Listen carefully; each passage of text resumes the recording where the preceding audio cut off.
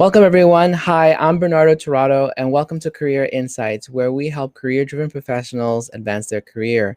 If this is your first time here, feel free to hit the follow button where we share exclusive information around how to advance your career and also interview various different experts and senior executives on how they manage their career journey. Thank you so much for joining this evening. I am super, super excited today. Today, we're going to be focusing on really talking about how to structure a project. So many of us, there are two main things that happen when you are managing projects. The first thing is projects tend to fail because of lack of leadership and also because of lack of structure. And today, what I'm going to do is going to walk you through some of the things that are really important and critical for you to be able to consider when you are structuring your project itself.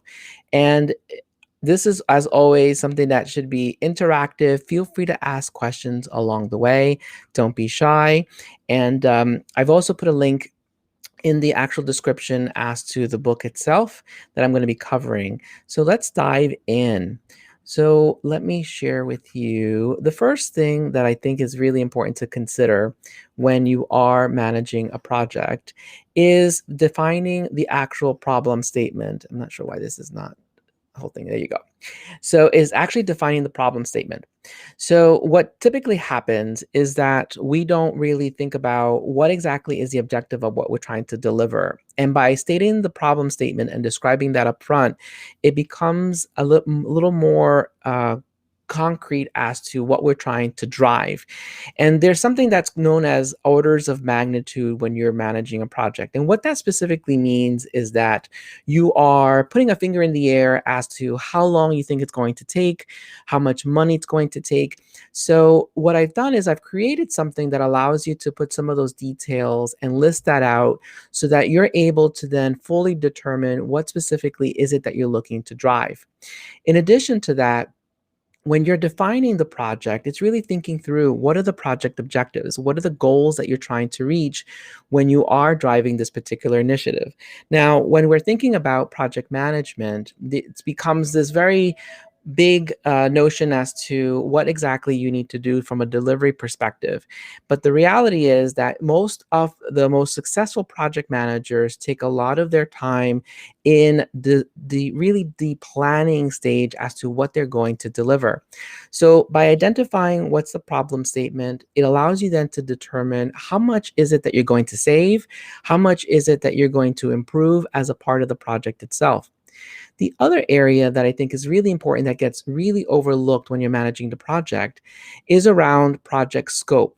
So project scope is something that's equally important. So what that is basically what are you going to include and what are you not going to include in a particular project that you're looking to drive and deliver.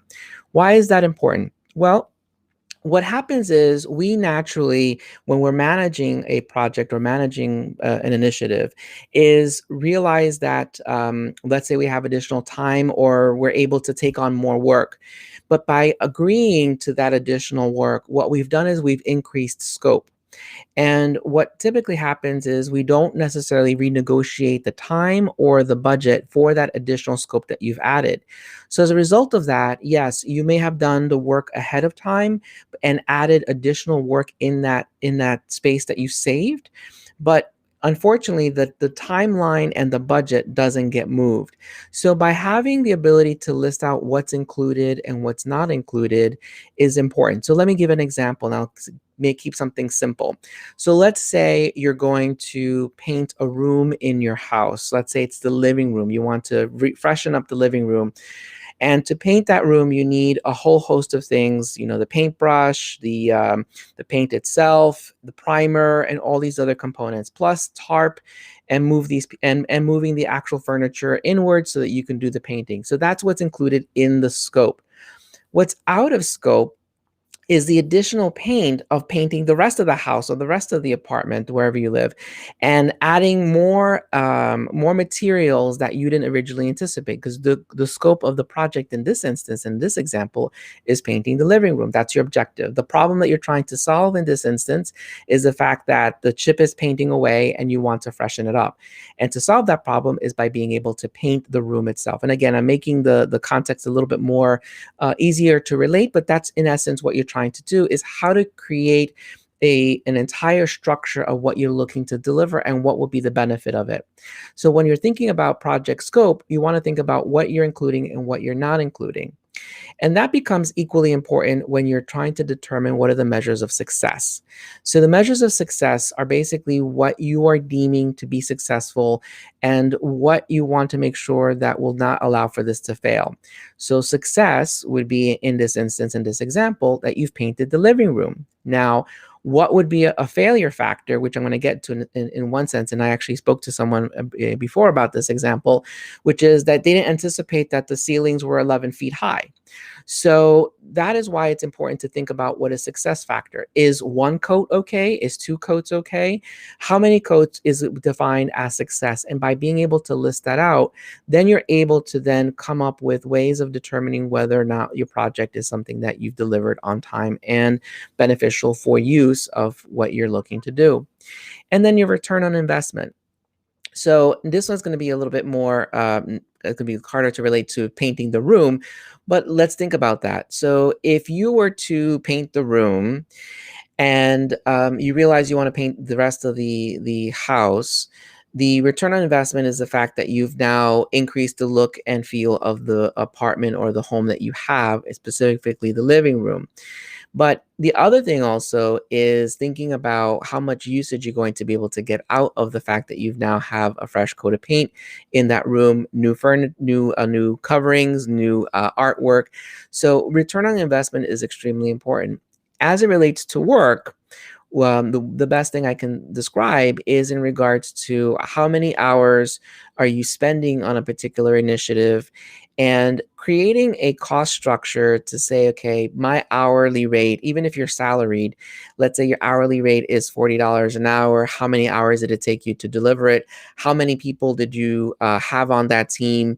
And basically what you come up with is a very high level number that you demonstrate as to the return on investment for that particular project.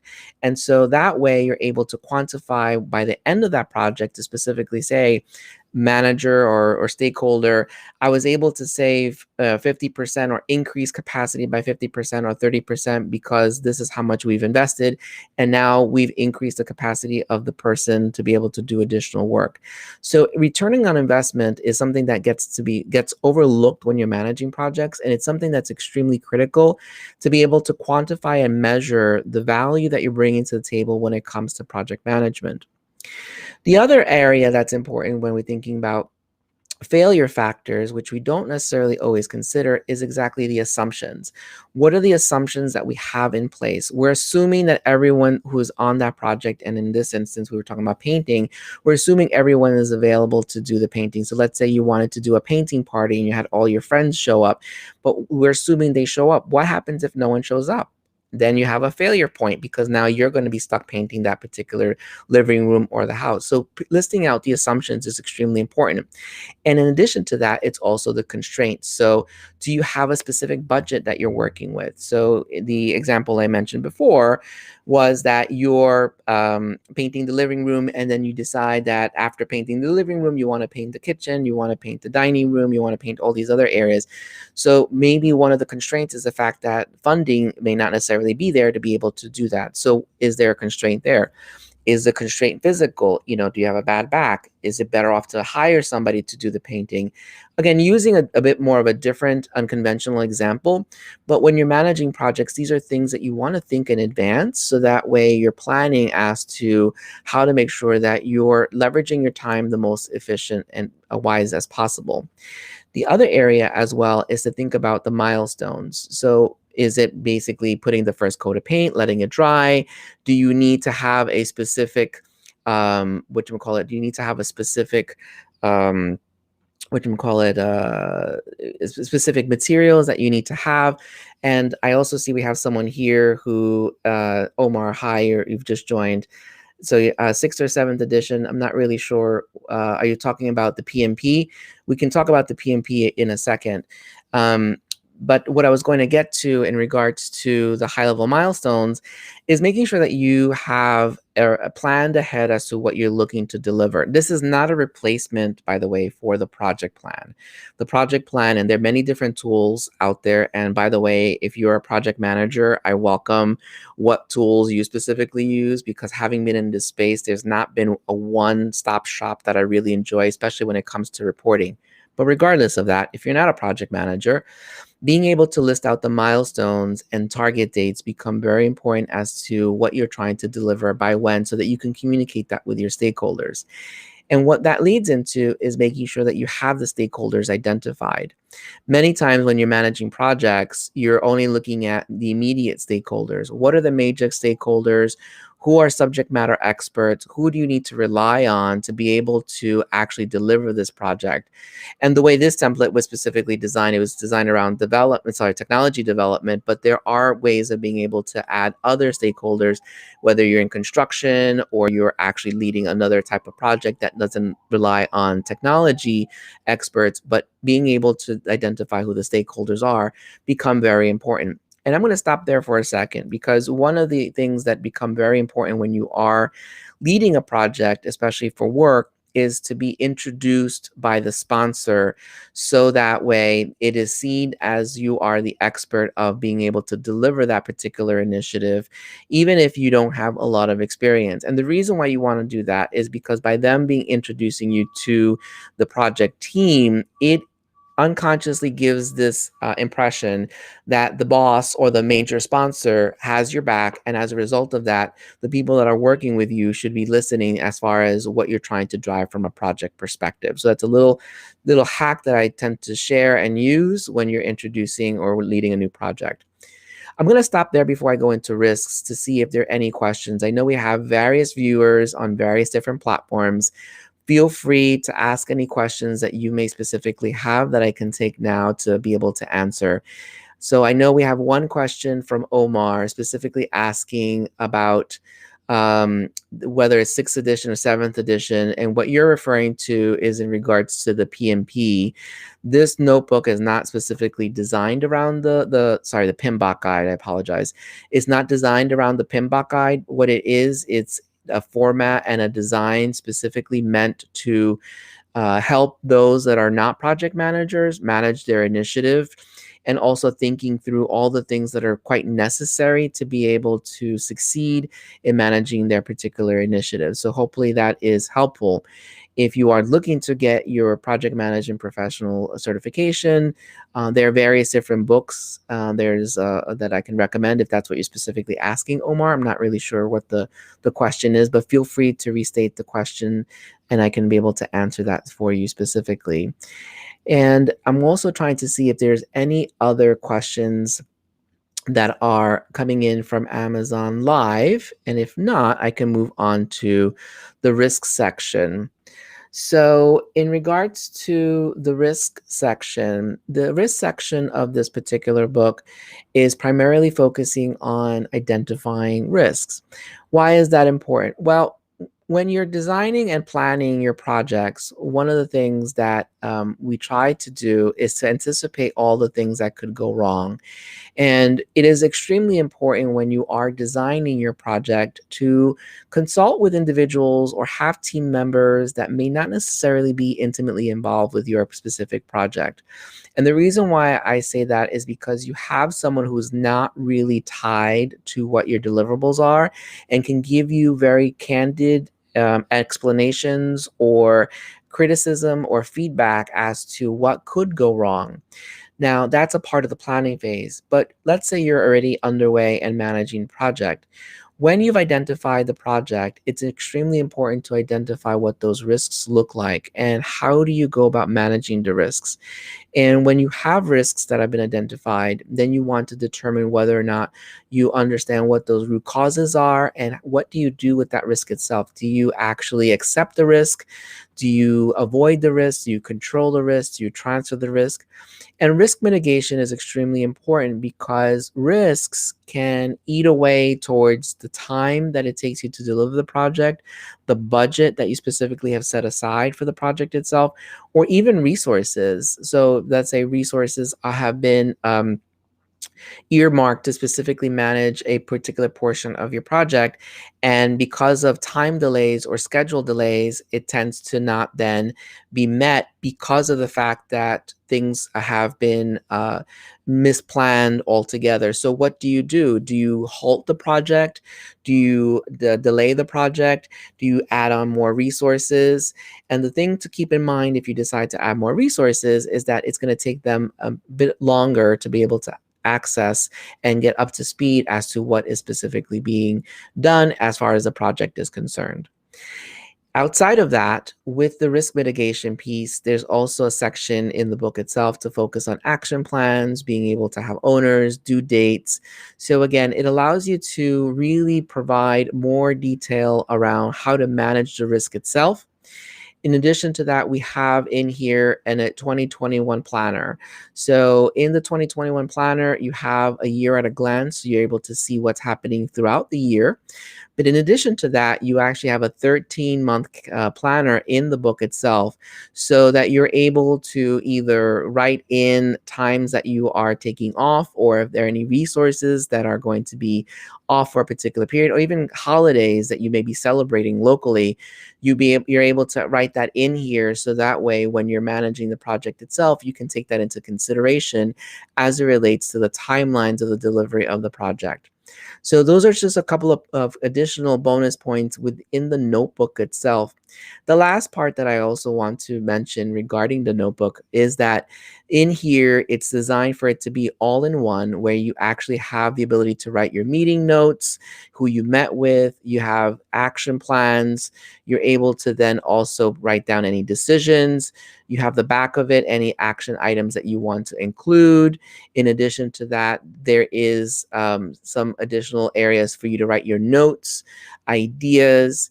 So the book itself, again, is designed primarily to help either project managers or those that are managing projects to structure the project itself. And so I kind of went through all the details within the book itself.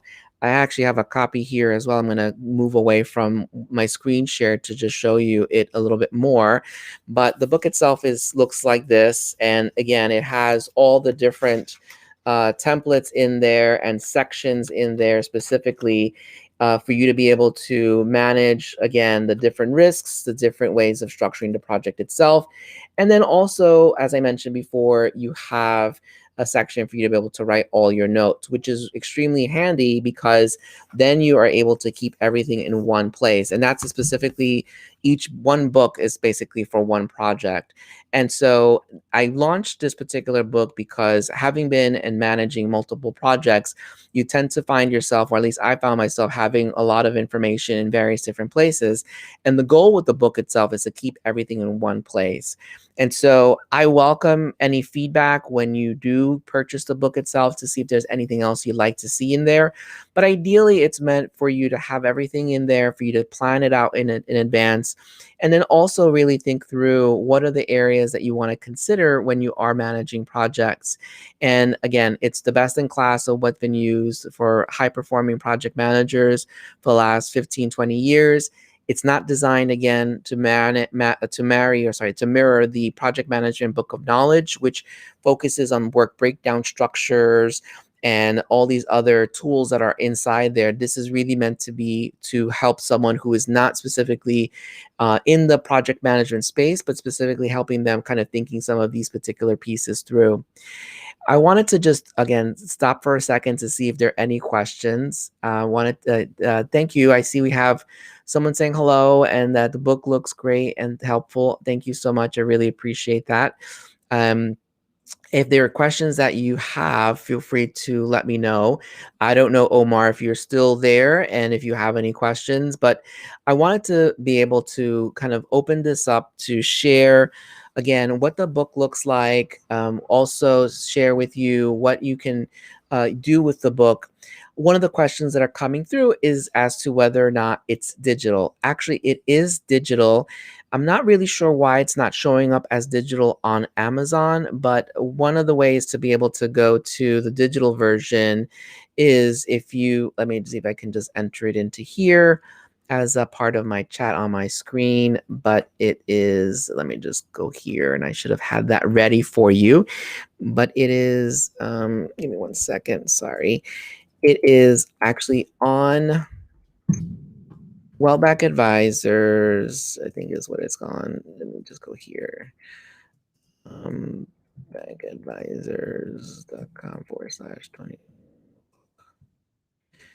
So if you go to this particular website, you should be able to access the digital copy of the book. Again, I'm not sure why it's not showing up on my Amazon feed or my as an Amazon option. But if you're interested in the digital copy, that's another way of being able to access the copy itself. But thank you for asking that question. So I realized I did not meant to make this an hour-long live stream, but I did want to see if there are any questions as to what you may have in relations to managing a project or how the book can actually help you when you're structuring the project itself. So if you have any questions, feel free to let me know now, and I'm happy to answer those.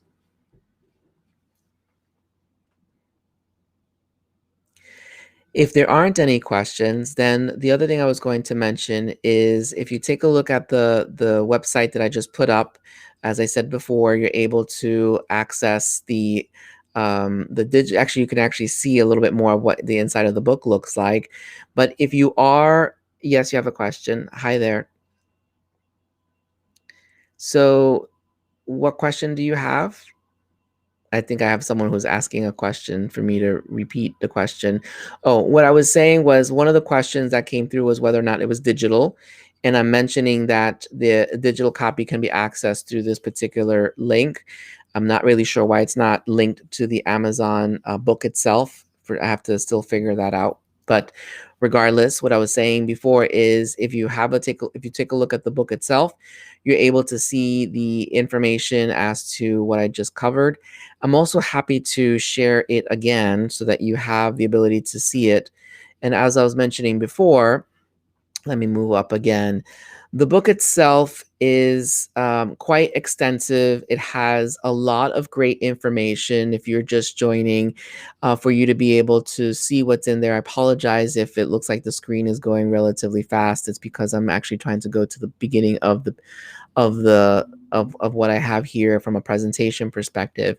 But ideally, you're able to see a whole host of templates in the book itself to allow you the ability to structure your project, really think through the components that will make your project successful. As I mentioned early on, projects tend to fail for two main reasons. It's the leadership and the structure of the project. Today, I'm not really covering the leadership aspect. I'm really just focusing on the structure of the project, and why the book that you see below is one of the reasons why I created it is because when we are building projects and developing projects, there are certain questions that we don't tend to ask ourselves. And the goal of the book itself, even though it's a notebook and it's meant for you to actually just take notes, it has embedded templates and planners for you to be able to think through what are the things that you need to succeed in managing that specific initiative. And although this particular book is not intended to be a part of the Project Management Book of Knowledge, which belongs to the Project Management Institute, has nothing to do with that. It's really designed for you to think about the things that you have to do when you're delivering something. And what typically happens is many times people are asked to take on a project and really don't know where to start and how to structure it, what to think about, and what to do when you are specifically managing an initiative. And so that's one of the reasons why I've created this particular book, because it provides you questions that you want to think about, such as what are you trying to solve? Many times people say, here's a project, go do it, and not really thinking about what exactly is the intention. And then also what's the value add? I think that's another underestimated element that most individuals don't take into consideration is the return on investment, not of only of your time, but also what you're trying to save when you're managing a particular initiative. So I'm going to stop there to see if there are any questions that may be coming through from all the different channels that I have this on. And if not, I welcome the questions. If you have anything that does tend to come up after this live stream, you're more than welcome to send me a message directly. Let me just stop for a second before I kind of end anything. So let me just take this off. I wanted to thank you for your time this evening and being able to see this particular live stream, and also take a look at the book. As I said before, I welcome your feedback. Take a look at it, see if it's something that you're interested in. We have a digital copy, we have a physical copy, and when you do receive it, feel free to share any feedback directly to me. I'm happy to be able to incorporate anything that you think will be of value. And let me just put this up here, wrong one. Make sure you follow here, because I'm going to be having more authors here on Amazon Live. And also, I was going to say, if you have any questions that do come up, feel free to send them directly. There's various different channels that you can reach me directly. You can reach me on TikTok, on Instagram, on Twitter at Professor Tirado, or my YouTube channel at Career Insights with Bernardo, and on Facebook at Wellbeck Advisors. And actually, if you happen to have Clubhouse, I'm also on Clubhouse at Professor Tirado. So happy to be able to answer any specific questions that might come up as it relates to managing projects for non-project managers. Thank you so much. Have a great day, and I will talk with you soon. Take care.